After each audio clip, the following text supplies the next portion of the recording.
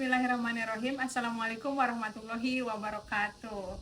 Ketemu lagi dengan saya Sinta di acara Ngawangkong Agroekologi. Hari ini kita punya teman ngobrol. Ini adalah pasangan yang sangat sweet sekali. Kita akan bercerita soal banyak hal kayaknya ya hari ini. Oke, tanpa panjang lebar, mari kita panggil ini teman ngobrol kita. Mari. Assalamualaikum. Waalaikumsalam. Silahkan. Halo. Oke, teman-teman, ini nih dia nih couple kita, the sweetest couple ever. Oke, sebelum kita ngobrol tentang hal-hal yang mungkin menarik ya hari ini ya, kayaknya akan baik sekali kalau kita kenalan dulu deh. Silahkan. Baik, terima kasih Teh Sinta. Perkenalkan, saya Salwakandra Afal Salbil. Saya pengelola di pesantren ekologi di bidang manajer EDS atau Education Development Sustainable. Oke. Kalau AA? Saya ada Maulia Makmun. Saya pengelola juga di pesantren ekologi Atorik. Tugas saya di Atorik ini sebagai pengelola digital web sama manajer di bidang pengetahuan.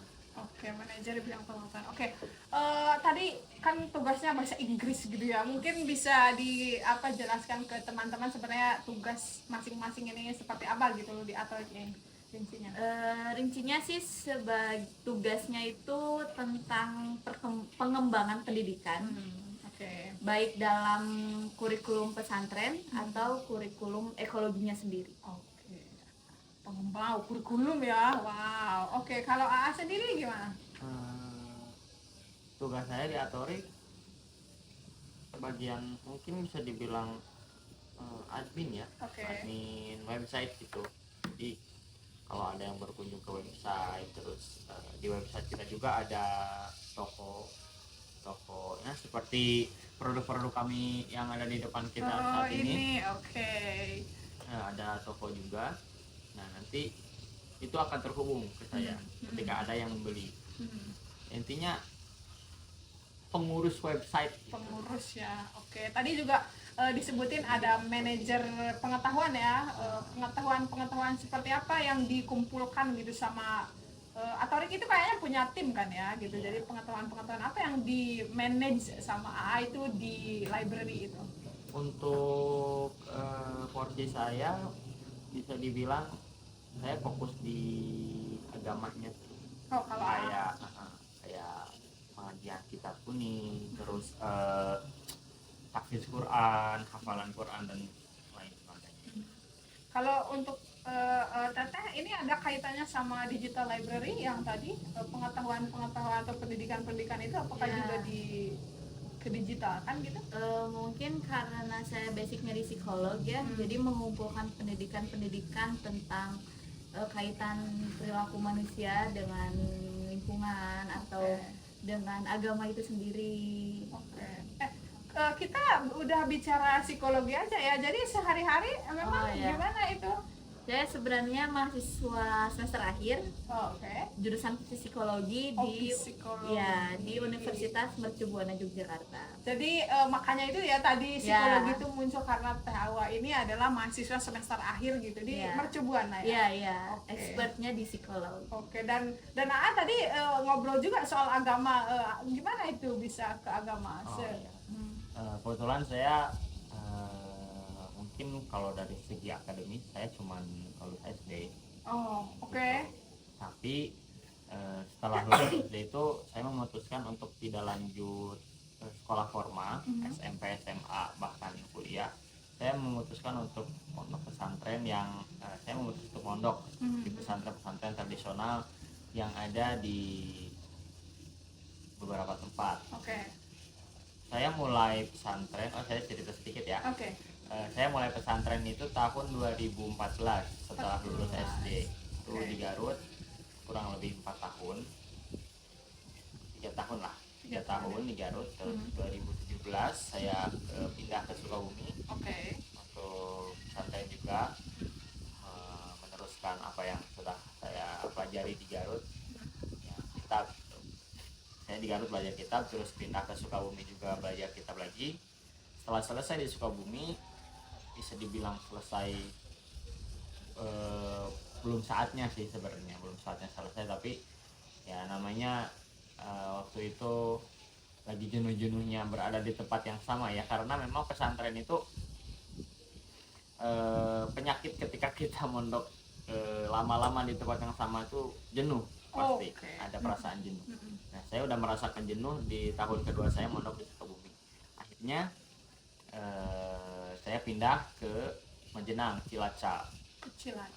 Di Cilacap itu saya menekuni bidang tahfiz Quran, bimbing hafal Quran aja gitu, sampai terakhir tahun 2021. Terus saya pindah ke Tasik untuk memperbaiki tahsinnya. Tahsin itu bisa dibilang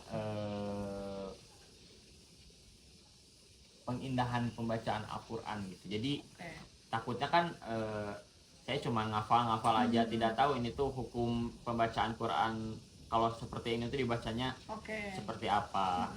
Kalau kayak gini tuh hukumnya jadi apa gitu.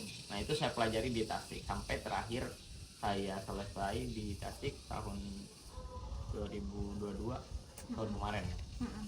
Oh, jadi make sense ya tadi Teteh karena bidangnya psikologi jadi berurusan psikologi ke ekologi. AA juga karena backgroundnya memang agama jadi lari agama dan ada hubungannya ekologi. Sebenarnya itu yang menariknya ya teman-teman. Jadi kita nih penasaran. Jadi sebenarnya ada nggak sih kaitannya dari psikologi dengan ekologi gitu loh? Kalau ada tuh seperti apa? Ya baik, memang sebenarnya ada kaitannya. Selama ini yang kita tahu itu psikologi itu membicarakan ilmu perilaku manusia atau tidak hubungan manusia dengan manusia lain. Cuman setelah ditelaah lebih banyak oleh para ahli, memiliki banyak teori, memang antara perilaku manusia dengan lingkungan, terlebih tentang ekologi itu ada keterikatan. Bagaimana kita menyebabkan perilaku ketika di satu lingkungan, atau misalkan kita melakukan satu perilaku untuk menjaga lingkungan itu sendiri, bagaimana caranya, bagaimana ada sebab dan akibatnya. Kalau AA gimana AA ini kaitannya agama dengan ekologi itu seperti apa? Sebenarnya dari 2014 saya mondok sampai terakhir tahun lalu itu saya tidak ada sama sekali menyangkut pautkan dengan ekologi. Maksudnya pondok yang saya mondok di situ itu bukan basicnya bukan ekologi, tapi pondok-pondok biasa gitu. Dan tidak mempelajari teori-teori tentang bagaimana cara berkebun. Jadi totally ketika saya mondok belajar tentang agama aja gitu. Seperti tata cara sholat bagaimana, wudhu bagaimana dan lain sebagainya. Tapi setelah saya terjun di Atorik, belajar beberapa hal juga di Atorik, ternyata yang saya pelajari ketika pesantren beberapa tahun lalu itu saya temukan juga di sini. Ada kaitannya gitu. Ada.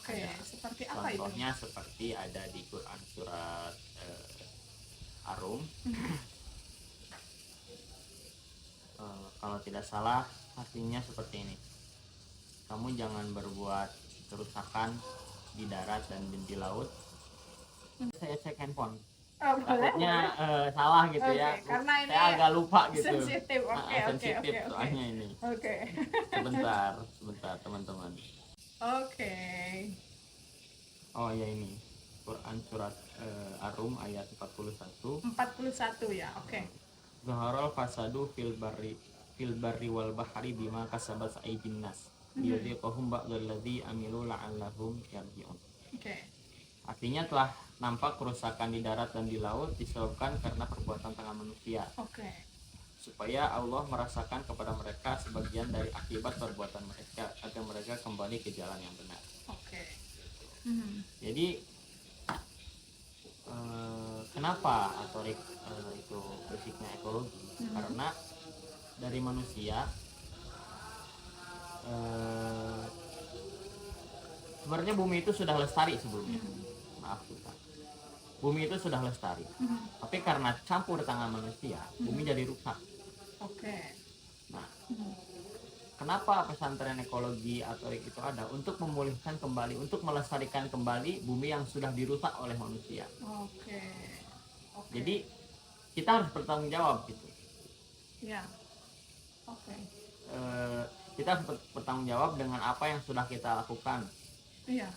Karena kita manusia, kita juga mungkin secara tidak sadar merusak bumi. Akhirnya kita sendiri yang harus memperbaikinya. Kalau tidak kita, siapa lagi? Seperti itu. Wow, menarik ya. Jadi apa sebenarnya ada pesan yang pesan dari Al-Qur'an begitu, bahwa menjaga itu memang penting banget. Itu adalah bagian yang sudah dipesankan gitu loh di dalam Al-Qur'an sendiri, menjaga lingkungan, menjaga alam, dan itu mungkin menjadi visi dan dari Atorik gitu ya, bagaimana betul. kita memulihkan ekologi atau memulihkan alam begitu ya, tetap menjaga gitu. Oke, menarik sekali ya, agama dan ekologi itu ternyata udah dipesenin gitu loh di Al-Qur'an itu. Oke, yang selanjutnya nih mungkin yang terakhir ya, karena kita nginget waktu, lebih kepada ini kalau tadi kaitannya psikologi dengan ekologi, yang bagaimana kita berperilaku dalam sebuah lingkungan, ada nggak kontribusi dari ekologi sendiri untuk mengatasi masalah-masalah psikologi misalkan gitu? Sebenarnya ada ya. Kita azan teh cinta apa kita kayaknya kita break aja dulu ya sebentar. Oke teman-teman, kayaknya pertanyaan terakhir nih, jadi ke Teteh utamanya. Jadi kan tadi ada psikologi dan ekologi, udah dijelasin psikologi itu tentang perilaku, kemudian dengan lingkungannya ya. Yang saya ingin ketahui, apakah ada kontribusi atau peran dari ekologi sendiri terhadap psikologi atau masalah-masalah psikologi gitu. Baik.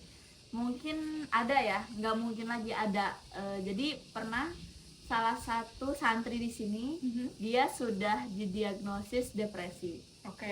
Akhirnya dia menenangkan diri di pesantren selama kurang lebih 6 bulan untuk fokus dengan bertani, fokus dengan apa yang sedang dia kerjakan saat ini, dan melepaskan semua pikiran-pikiran negatifnya.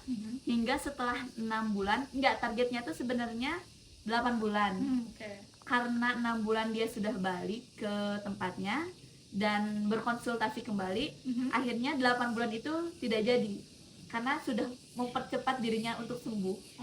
Jadi sudah didiagnosa kembali, dia sudah sembuh gitu.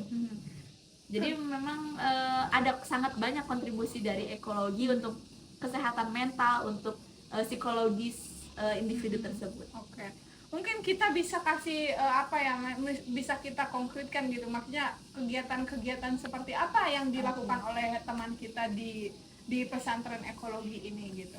Sebenarnya sederhana, yang dilakukannya hanya berjalan kaki di sawah dengan mendengarkan suara alam, mendengarkan kicauan burung, lalu bertani tentunya, menanam, lalu dia merefleksikan diri, melepaskan pikiran-pikiran negatif, merefleksikan diri dari beban yang dia tanggung, jadi dia bisa fokus dalam keadaannya sekarang gitu. Jadi fokus seperti itu, kemudian dia menikmati gitu ya apa yang dia lakukan dan miliki pada saat itu memang bagus untuk psikologi itu, untuk masalah psikologi itu. Karena di dalam ilmu psikologi itu ada tentang mindset ya. Bagaimana pikiran kita akan dibawa kemana? Apakah akan mengikuti ranah negatif itu, atau akan kita bawa ke tentang positif? Sebenarnya tergantung lingkungan itu sendiri.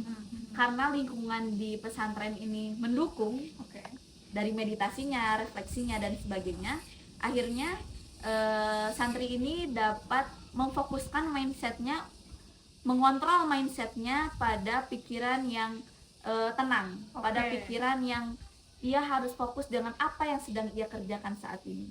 Wow, menarik ya. Sekarang ini kan milenial itu memang sangat sangat erat sekali, sering dikaitkan sebagai sebagai generasi healing, karena apa-apa healing, entah itu mungkin karena bombard dari social media atau something gitu ya. Itu jadi ekologi itu bisa gitu masuk ke milenial gitu. Tentu saja bisa, karena dengan zaman sekarang yang orang takut akan FOMO, ketinggalan zaman, atau misalkan dengan generasi kita yang bisa dibilang dia lebih berpikir ke depan dibanding dengan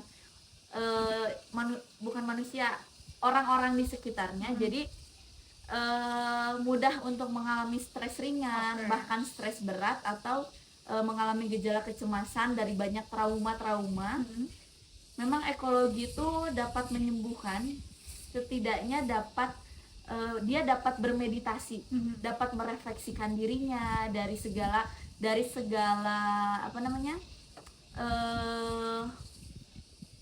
kesakitan mentalnya.